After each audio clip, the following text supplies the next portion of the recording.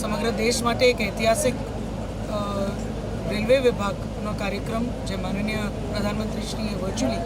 આખા રાષ્ટ્રમાં અનેક રેલવે સુવિધાઓ જ્યારે નાગરિકોને અને દેશને અર્પણ કરી હોય ત્યારે એમાં જામનગર સંસદીય ક્ષેત્રને પણ ખૂબ મોટો લાભ આ સમગ્ર કાર્યક્રમના માધ્યમથી ગઈકાલે માનનીય પ્રધાનમંત્રીશ્રી દ્વારકામાં પોતે ઉપસ્થિત રહી જામનગર અને દ્વારકા જિલ્લાને અનેક વિકાસની ભેટ અને સોગાતો એમના દ્વારા આપવામાં આવી. આજે વર્ચ્યુઅલી ઉપસ્થિત રહીને પણ જામનગર સંસદીય ક્ષેત્ર એટલે જામનગર અને દ્વારકાના લગભગ મહત્ત્વના બધા જ રેલવે સ્ટેશનો ને એક અમૃત ભારત યોજના અંતર્ગત નવીનીકરણના પેકેજીસ આપવામાં આવ્યા. એમાં ગાંધીનગરનું આપણું સ્ટેશન હોય જામનગર ખાતે કે દ્વારકા સ્ટેશન હોય, ભાટિયા હોય, હાપા હોય, જામજોધપુર રેલવે સ્ટેશન હોય, કાનાલુસ રેલવે સ્ટેશન હોય, આ બધા જ સ્ટેશનોને વિશેષ પેકેજ અંતર્ગત એનું નવીનીકરણ કરવામાં આવશે. આપણે જોયું એ પ્રમાણે આપણે અહીંયા જામનગર રેલવે સ્ટેશનના તો ફોટા પણ આપણે જોયા હશે કે ભવિષ્યમાં કેવું લાગશે. તો હું એવું માનું છું અને માનનીય પ્રધાનમંત્રીશ્રી હંમેશા દરેક જગ્યાએ આ વાત કહે છે કે આપણી જે ઓળખ છે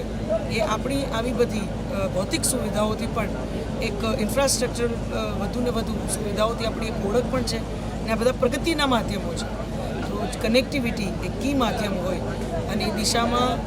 પહેલાં કનેક્ટિવિટી અપાઈ જતી, ટ્રેનો ક્યાંક અપાઈ જતી, પણ ભૂતકાળમાં કોઈ દિવસ આપણી એક્ઝિસ્ટિંગ જે સુવિધાઓ છે એને વધુ મજબૂતીથી એની જાળવણી કરવી અથવા એને અપગ્રેડ કરવી આ પ્રકારની વ્યવસ્થા નહોતી.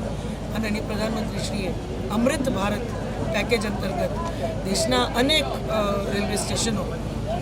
નવીનીકરણ મજબૂતીકરણ તો કર્યું છે, પણ એમાં જામનગર સંસદીય ક્ષેત્રમાં આપ સૌ નાગરિકોને આપના માધ્યમથી પણ જણાવવા માગું છું કે આ બધા સ્ટેશન જેનો મેં ઉલ્લેખ કર્યો 8 મુખ્ય સ્ટેશન એ સિવાયના પણ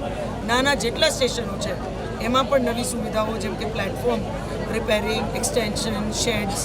આ બધી વેઇટિંગ એરિયા, આ બધી સુવિધાઓ અને ઓવરઓલ બધું મેન્ટેનન્સ આવતા દિવસોમાં અમૃત ભારત પેકેજ અંતર્ગત કરવામાં આવશે. ત્યારે હું સર્વે નાગરિકોને ખૂબ ખૂબ અભિનંદન પાઠવું છું.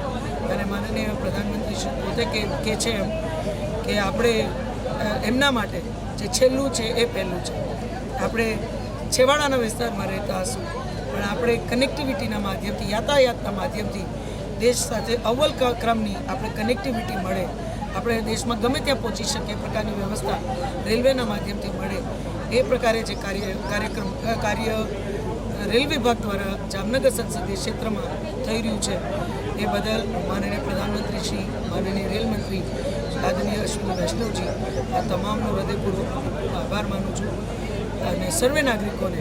આ તકે ખૂબ ખૂબ અભિનંદન પાઠવું છું. રેલ વિભાગ જે સતત આ છેવાડાના ક્ષેત્રમાં કેવી રીતે વધુ સુવિધાઓ મળે એ માટે કાર્યરત છે,